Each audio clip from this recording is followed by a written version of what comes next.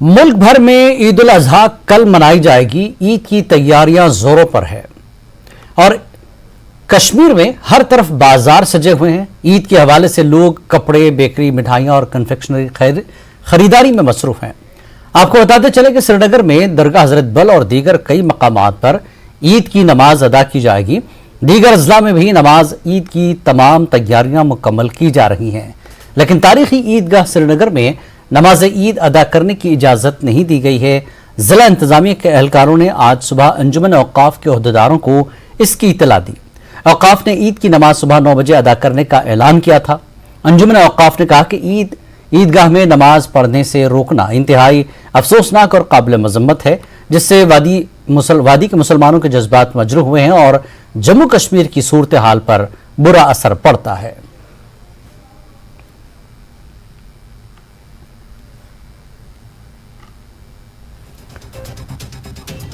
और आइए इस वक्त हमारे नुमाइंदे सरोज कफील हमारे साथ जुड़ के हैं मजीद तफसीलात के लिए। सरोज, ईद की तैयारियां एक तरफ जारी हैं, खरीदार जो है बाजारों में मसरूफ है, लेकिन नमाज ईद को लेकर क्या कुछ तैयारियां हैं कल की? बिल्कुल जी लारी, देखिए सबसे पहले आपसे एक है कि जैसा भी आपने दुरुस्त फरमाया कि जो यहाँ की जामा मस्जिद है या जो यहाँ का ईदगाह है जो डाउनटाउन एरिया में आता है, वहाँ आज औकाफ जो ट्रस्ट है उन्होंने वाजे करके ये बताया कि यहाँ पे अभी ईद की नमाज जो है वो अदा नहीं की जाएगी, क्योंकि उसके काफ़ी सारे रीजंस हैं।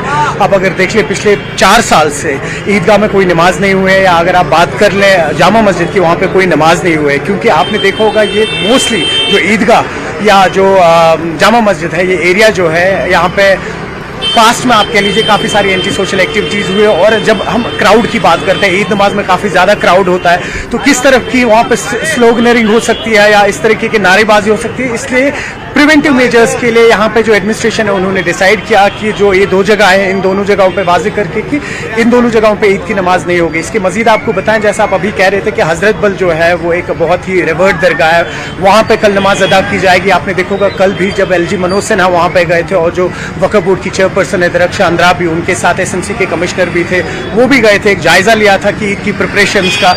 और उसके मजीद जितने भी यहाँ पे एडमिनिस्ट्रेटर्स हैं, आप इस वक्त DC या ड्यूकॉम की बात कर लीजिए, पिछले 1 हफ्ते से वो भी मार्केट का सर्वे कर रहे हैं, देख रहे हैं कि कहीं पे भी अगर कोई भी डिस्क्रिपेंसीज है तो उनको इस वक्त फुलफिल किया जाए, ताकि यहाँ के लोग जो हैं वो चैन और अमन से ईद मनाएं। इस वक्त हम जो खड़े हैं, इस वक्त अपने विजय को कहेंगे आइकॉनिक जो क्लॉक हाउस है यहाँ पे, घंटाघर जिसे कहते हैं, लाल चौक में, वहाँ पे खड़े हैं। हालांकि आपको यहाँ पे ये बात कहना चाहेंगे जिलानी की, देख सकते हैं इस वक्त की जो भीड़ है वो बहुत कम है। आपको बता दें कि अगर इसी मार्केट की हम बात कर लें तो 7-8 दिन पहले कम से कम इस मार्केट में पांव रखने की जगह नहीं होती थी, और आज कहीं ना कहीं भीड़ कम दिख रही है। ईद का वैसा माहौल नहीं है और उसके कई सारे फैक्टर्स हैं, वो हम अभी कोशिश करेंगे कि यहाँ पर हमारे जो मार्केट की जो प्रेसिडेंट है उनसे बात करने की। उन्होंने भी क्लियरली यही कहा था कि इस बार जो फुटफॉल है वो हमने बहुत कम देखा है। हालांकि जो जैसा हमने आपसे कहा कि ये जो पर्टिकुलर प्लेस है यहाँ लाल चौक की, यहाँ पे गाँव खेड़ू से, शहरों से, तमाम जगहों से लोग आते थे, लेकिन आज कहीं ना कहीं ये जो रोड है, जो लाल चौक का मेन मार्केट है, खाली है। और इसकी वजह जो है कहीं ना कहीं पे आपने देखा होगा कोविड की जो 3 साल यहाँ पे रहे, उससे पहले जो एब्रिगेशन हुआ था, तो लोगों का जो है वो इकोनॉमिकल एक सेटबैक आ चुका था, और उस इकोनॉमिकल सेटबैक की वजह से कहीं ना कहीं जो खरीदो फरोख्त है उसमें भी आज असर आ रहा है। हम कोशिश करते हैं यहाँ पे जिलानी, हम जुड़ना चाहेंगे बशीर साहब से, यहाँ पे ये प्रेसिडेंट है इस मार्केट के। बशीर साहब, हमसे जुड़ने के लिए शुक्रिया। ये बताएं कि क्या वजह है इस बार की इस वक्त इस मार्केट में, जहाँ पे पाँव रखने की जगह नहीं होती थी ईद से 1 हफ्ता पहले, आज यहाँ पे खाली है मार्केट? ये तो आपने सही पूछा, हम तो खुद परेशान हैं, वाकई दिल अंदर से रो रहा है। ये मार्केट की जो रौनक होती हुआ करती थी 15 दिन पहले, तो खासकर लास्ट के 2 दिन में बहुत ज़्यादा रश पड़ता था, कि इस वक्त मार्केट पूरा रुका हुआ है। वजह क्या है इसकी? बहुत सारे कारण हैं, जैसे पैसा मेन चीज़ होता है। जब लोगों के पास पैसा होता है वो मार्केट में निकलते हैं, तो खासकर इन दिनों, चाहे कोई भी मजहब हो, जब कोई अच्छा दिन होता है, जब कोई उनका बड़ा दिन होता है, वो उसमें कोशिश करते हैं कि हमारे बच्चे खुश रहें, बच्चों के साथ खेलें, बच्चों के लिए नए कपड़े लाते हैं। तो आज जब मैं इसको देख रहा हूँ, पूरी मार्केट को मैंने मॉनिटर किया, कि मुझे लगा कि लोगों के पास पैसा नहीं है।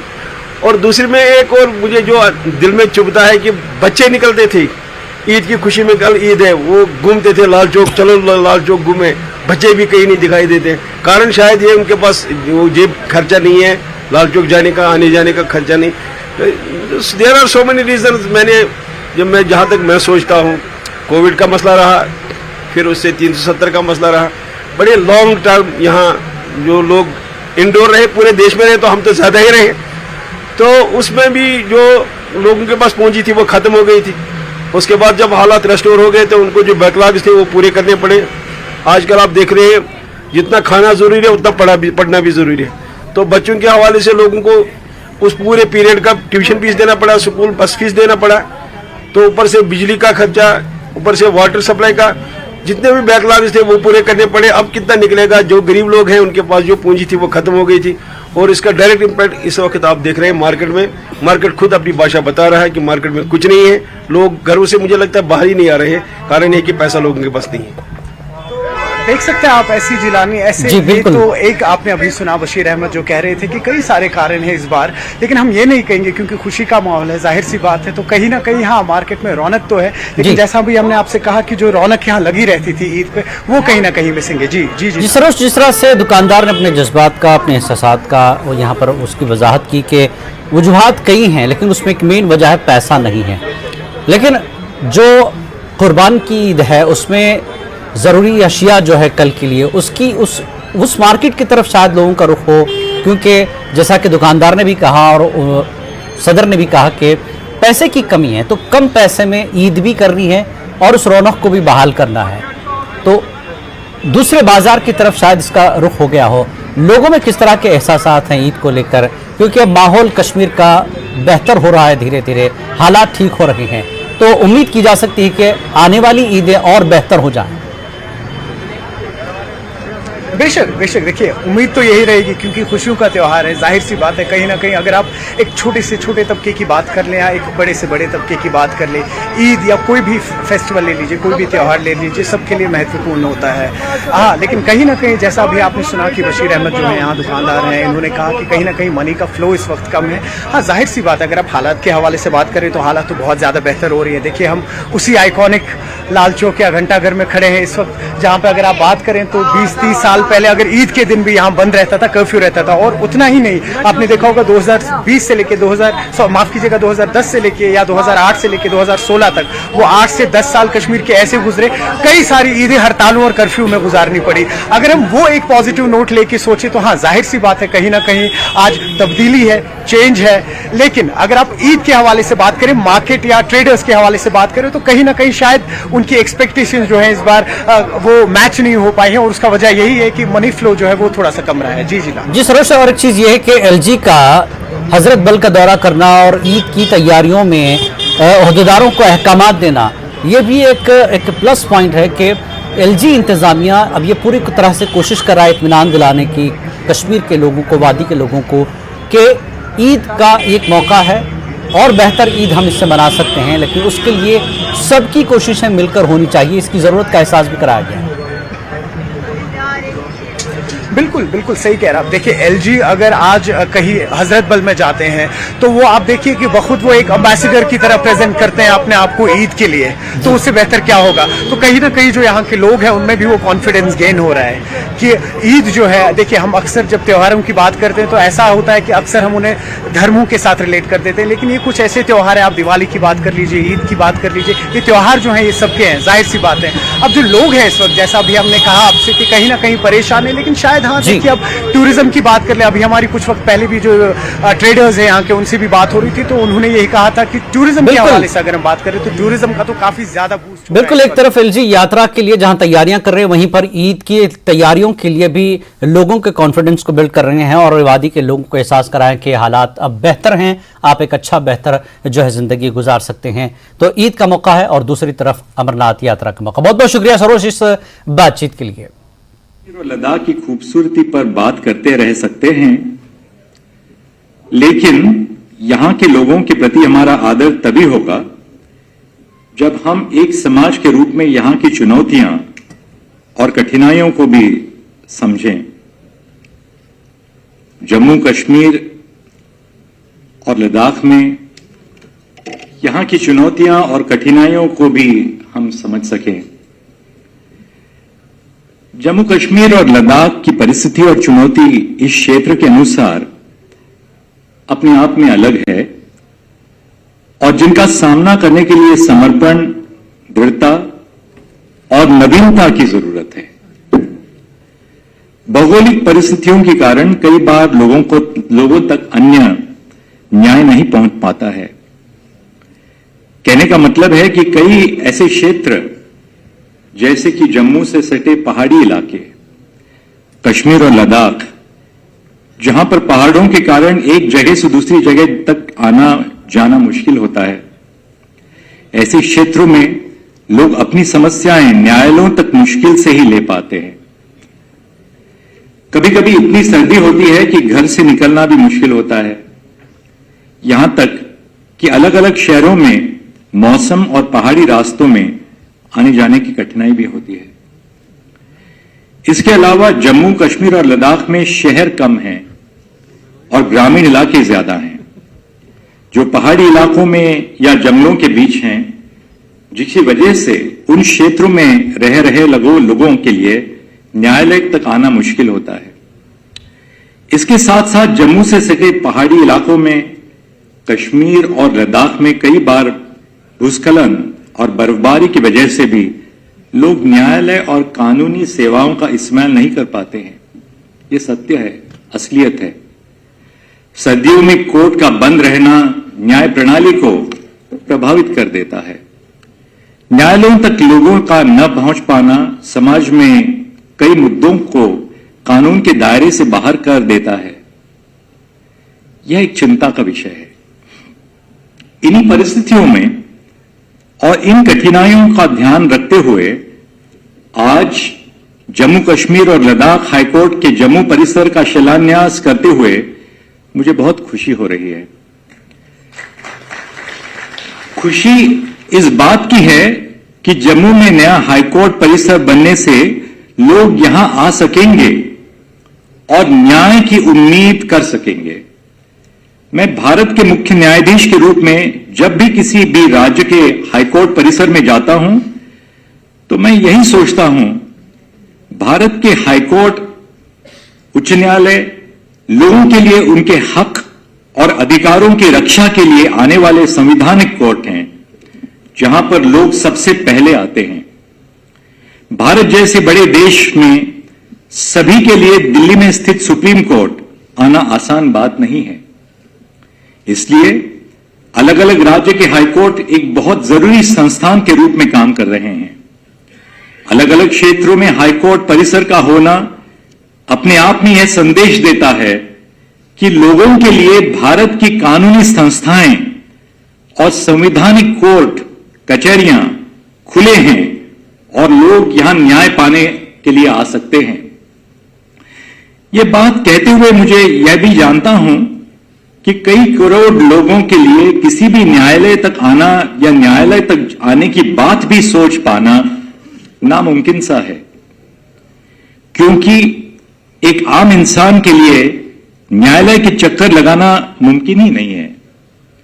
क्योंकि अगर आम इंसान रोज कोर्ट के चक्कर लगाने में अपना समय व्यर्थ करे तो वो अपना और अपने परिवार के लिए जीवन चलाने का समय कहां ले आएगा। न्याय प्रणाली से जुड़े हम सभी लोगों को इन सब बातों को समझना होगा और बार बार कई प्रयास करने पड़ेंगे ताकि भारत के आम इंसान तक न्याय व्यवस्था पहुंच सके। टेक्नोलॉजी ऐसे समय में और ऐसी परिस्थितियों को देखते हुए हमारे लिए बहुत जरूरी बन गई है। कोरोना महामारी के दौरान हमने कई अपनों को खो दिया। भारत की जनता के लिए कोरोना महामारी का दौर बहुत ही कठिन समय था। एक जज के रूप में हम लोग अपने मन की भावनाएं व्यक्त नहीं करते, पर मैं ये आज जरूर कहना चाहता हूं कि कोरोना महामारी में भारत की जनता ने मानसिक रूप से जो सहा, मैं उसे समझता हूं। इसी वजह से जब कोरोना के दौरान लॉकडाउन हुआ और कई संस्थान लोगों के लिए बंद हो गए, मेरे लिए सबसे ज्यादा जरूरी था कि कोरोना महामारी के दौरान भी कैसे लोगों को न्याय प्रणाली तक पहुंचने में कोई मुश्किल ना हो। अगर कोर्ट ही बंद रहेंगे तो लोग न्याय मांगने कहां जाएंगे? सुप्रीम कोर्ट की ई कमेटी के चेयरमैन के रूप में मेरे लिए यह जरूरी था कि कैसे टेक्नोलॉजी के माध्यम से कोर्ट को चलाया जाए ताकि लोग ये ना सोचें कि न्याय व्यवस्था बंद हो गई है। पिछले 3 साल में भारत की न्यायपालिका ने टेक्नोलॉजी को अपनाया है। कोरोना महामारी के दौरान जब कोर्ट परिसर बंद हो गए तब जजों, वकीलों, खासतौर पर वकीलों और खासतौर पर अपने कोर्ट स्टाफ ने बहुत तेजी से और समझदारी से ऑनलाइन कोर्ट चलाने की प्रक्रिया को शुरू किया। और अब जब हम कोरोना की महामारी प्रभाव से बाहर निकल रहे हैं तो भारत की न्यायपालिका में एक तकनीकी परिवर्तन आ चुका है। एक समय इस बारे में सोचना भी मुश्किल था, पर अब टेक्नोलॉजी के सहारे न्याय प्रणाली को चलाना और न्याय प्रणाली को सुधारना एक आम बात हो गई है। इसी कड़ी में जम्मू कश्मीर और लद्दाख हाईकोर्ट ने कई योजनाओं का शुरुआत किया है। इनमें से डॉक्यूमेंट मैनेजमेंट सिस्टम और national services and tracking of electronic processes यानी कि एनस्टेप इनिशिएटिव की आज हम शुरुआत कर रहे हैं। इन प्रक्रियाओं में और इन प्रकल्पों के माध्यम से हम न्याय प्रक्रिया में काफी सुधार ला सकेंगे। डीएमएस के जरिए कोर्ट से जुड़े सभी कानूनी दस्तावेज एक केंद्रीय जगह पर व्यवस्थित और सुरक्षित रखे जा सकेंगे और अगर किसी भी जानकारी या दस्तावेज को निकालना हो तो डीएमएस के जरिए बहुत आसानी से उसे निकाला जा सकेगा। इस व्यवस्था के जरिए कागज का इस्तेमाल भी कम हो जाएगा। एनस्टेप के जरिए नोटिस और समन्स को ट्रैक पर पाना आसान हो जाएगा। कई बार नोटिस और समन्स में देरी होने के कारण भी सुनवाई में देरी हो जाती है। इसमें एनस्टेप के द्वारा सुधार होगा। ये दोनों नई प्रणाली अपने आप में तकनीकी चमत्कार है। साथ ही साथ यह इस बात का भी सबूत है कि हम तकनीक के सहारे अपनी न्याय व्यवस्था को सुधारने में लगे हैं। मुझे इस बात पर पूरा भरोसा है कि इन नई सेवाओं के आने से जम्मू कश्मीर और लद्दाख हाईकोर्ट जनता के लिए और बेहतर बनेगा। मुझे इस बात की भी खुशी है कि डीएमएस और एनस्टेप का इस्तेमाल जम्मू कश्मीर और लद्दाख के जिला न्यायालय यानी डिस्ट्रिक्ट कोर्ट्स में भी होगा। डिस्ट्रिक्ट जुडिशरी बहुत ही महत्वपूर्ण है क्योंकि आम जनता सबसे पहले जिला स्तर पर ही अपने मुकदमा ले जाकर आती है। हमारी यह कोशिश है कि हर नागरिक चाहे वो किसी भी क्षेत्र से आता हो, चाहे अमीर हो या अमीर ना हो, सबको न्यायालय तक पहुंचना आसान लगेगा। जो भी हम नई पहल कर रहे हैं, चाहे वो वीडियो कॉन्फ्रेंस के जरिए हो, चाहे ऑनलाइन सुनवाई हो, इन सब पहलुओं का इस्तेमाल जब जिला न्यायालयों में होगा तभी हम लोगों को न्याय व्यवस्था में जोड़ने का काम बेहतर तरीके से कर सकेंगे। हम आज नई तकनीकी सुविधाओं की बात कर रहे हैं तो मैं उड़ीसा हाईकोर्ट द्वारा की गई एक पहल का जिक्र करना चाहता हूं। उड़ीसा हाईकोर्ट ने हर जिले में वीडियो कॉन्फ्रेंसिंग की फैसिलिटी को उपलब्ध कराया है। यह बहुत ही महत्वपूर्ण कदम है क्योंकि इसके जरिए कोई भी वकील किसी भी जिले से रहकर भी वीडियो कॉन्फ्रेंस के जरिए हाईकोर्ट में अपनी केस की बहस कर सकता है। इसका फायदा यह है कि वकील को हाईकोर्ट जाने आने में जो समय और खर्च लगता है वो भी बच सकता है। जम्मू के पहाड़ी इलाके, कश्मीर और लद्दाख जैसे क्षेत्र में जहां के भूगोल की वजह से, कठिन पहाड़ीय रास्तों की वजह से एक जिले से हाईकोर्ट आना मुश्किल होता है, वहां अगर ऐसे कदम उठाए जाएं जो उड़ीसा हाईकोर्ट ने उठाए हैं तो ये बहुत ही फायदेमंद रहेंगे। लोगों के मुकदमे की सुनवाई होना और समय पर उनका केस लगना, यह एक ऐसा मुद्दा है जो कि कई हाईकोर्ट के सामने आज है। कई बार मामलों में समय पर तारीख नहीं लग पाती। ऐसे मुद्दों में भी तकनीक का इस्तेमाल करके इसे सुधारा जा सकता है। भारत के मुख्य न्यायाधीश के रूप में मैं अपना कार्यभार संभालते ही मैंने सुप्रीम कोर्ट रजिस्ट्री को तकनीक के जरिए केस लिस्टिंग सुधारने का आदेश दिया है। जुलाई से हमारे सारे नए मुकदमे ऑटोमेटिक लिस्टिंग के जरिए सुनवाई के लिए प्रदान करेंगे। क्योंकि देश की न्याय व्यवस्था के सामने कोई भी केस बड़ा या छोटा नहीं होता। चाहे कितना भी छोटा केस हो, उसमें न्याय देना लोगों का विश्वास बनाए रखने के लिए जरूरी है। फिर चाहे वो बेल का मैटर हो, या बिजली चोरी से जुड़ा कोई केस हो, या किसी के पेंशन का मामला हो, सुप्रीम कोर्ट ने सभी मामलों को बराबरी से समझा है और उनकी सुनवाई की है। मैं एक और बात पर जोर देना चाहता हूं। कानूनी पेशे में बहुत कम महिलाएं आ पाती हैं। कानूनी पेशे और न्यायपालिका में महिलाओं और वंचित समुदायों की भागीदारी को बढ़ाना मेरे लिए एक महत्वपूर्ण विषय है। जैसा कि देखा जाता है, दुनिया भर में न्यायपालिका और कानूनी पेशे में महिलाओं की भागीदारी बहुत ही कम है। भारत में भी यही हाल है। कई हाईकोर्ट में यही समस्या है।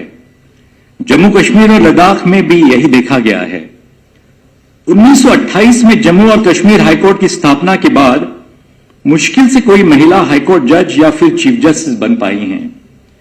संख्या में देखा जाए तो इस हाईकोर्ट में अभी तक 124 जज में से सिर्फ 2 ही जज महिलाएं थी। तीसरी गीता बहन जो दिल्ली से आई थी। यह एक चिंता का विषय है। सुप्रीम कोर्ट में ऑनलाइन वीडियो कॉन्फ्रेंसिंग शुरू होने के बाद मैंने देखा कि कई महिला लॉयर्स घर बैठे कोर्ट में बहस कर रही हैं। इनके लिए एक आस्था का विषय है। इसलिए मेरा मानना है कि तकनीकी सुविधाओं के द्वारा हम अपनी सामाजिक समस्याओं को भी दूर कर सकते हैं और कर रहे हैं न्यायपालिका में। अंत में मैं यह कहना चाहता हूं कि आज हमने नए हाईकोर्ट परिसर की जो नींव रखी है और जो नए इनिशिएटिव शुरू किए हैं, इनका प्रभाव बहुत ही शीघ्र देखने को मिलेगा। इस बात के लिए मैं जम्मू कश्मीर और लद्दाख हाईकोर्ट की प्रशंसा करता हूं। जस्टिस कोटेश्वर सिंह और उनके सारे साथियों की प्रशंसा करता हूं। उच्च न्यायालय के स्टाफ की प्रशंसा करता हूं। सारे अधिवक्ताओं की प्रशंसा करता हूं और डिस्ट्रिक्ट जुडिशरी के सारे जुडिशियल ऑफिसर्स की प्रशंसा करता हूं। They are our frontline warriors और मुझे इस बात की पूरी उम्मीद है कि आगे भी ऐसे कोई कदम लिए जाएंगे। मैं हाईकोर्ट के सभी जजों और हाईकोर्ट से जुड़े सभी स्टाफ मेंबर्स को बधाई देता हूं। यह आपकी मेहनत के कारण ही संभव हो पाया है। आमतौर पर यह समझा जाता है कि चीफ जस्टिस ऑफ इंडिया ही सारे निर्णय लेता है या फिर चीफ जस्टिस की वजह से ही कुछ हो पाया है। पर मेरा मानना है कि बदलाव लाने के लिए सभी के सहयोग की जरूरत है और चीफ जस्टिस भी दूसरों के सहयोग के जरिए ही आगे बढ़ पाता है। अंग्रेजी भाषा में हम कहते हैं that the chief justice is the first amongst equals. आपको लैटिन के शब्दों में रुचि है तो चीफ जस्टिस को प्राइमस इंटर पेयर्स कहते हैं। चीफ जस्टिस तो एक महज एक जज है, पर सबके साथ वो परिवार का हेड माना जाता है। ये मेरा व्यक्तिगत अनुभव भी है। इसलिए आप सबसे अनुरोध है कि न्याय व्यवस्था को और बेहतर बनाने के लिए अगर कोई भी सुझाव हो तो मेरे कार्यालय के दरवाजे देश की जनता के लिए हमेशा खुले हैं। मेरे लिए न्यायपालिका का मतलब है एक ऐसी व्यवस्था जो जन जन तक पहुंच सके और उनको न्याय दे सके। अन्याय को हराना हमारी व्यवस्था का मुख्य उद्देश्य होना चाहिए। मुझे यहां आमंत्रित करने के लिए आप सभी का बहुत बहुत शुक्रिया। मुझे उम्मीद है कि हम जल्द ही दोबारा मिलेंगे और शायद 3 साल के पहले ही नई इमारत का उद्घाटन भी होगा। नमस्कार, जय हिंद।